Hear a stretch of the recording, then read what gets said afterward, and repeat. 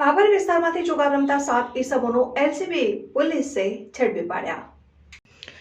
Banaskantha LCB police સ્ટાફના માણસો Bhabhar police station વિસ્તારમાં પેટ્રોલિંગમાં હતા તે દરમિયાન બાતમી મળી હતી કે ભાભર જૂના માર્કેટ યાર્ડની સામે આવેલ પેટ્રોલ પંપની પાછળ આવેલ બાવળની ઝાડીમાં કેટલાક માણસો ભેગા થઈને ઘાણી પાસા ઘોડી વડે પૈસાનો હારજીતનો જુગાર રમે છે।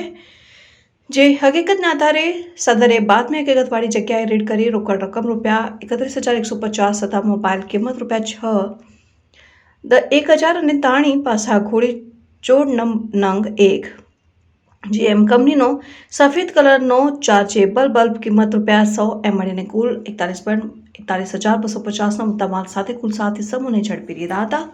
ભાભર પોલીસ સ્ટેશન ખાતે જુગાર ધારા મુજબ કાયદેસરની કાર્યવાહી હાથ ધરી જેલના સળિયા પાછળ ધકેલી દીધા હતા।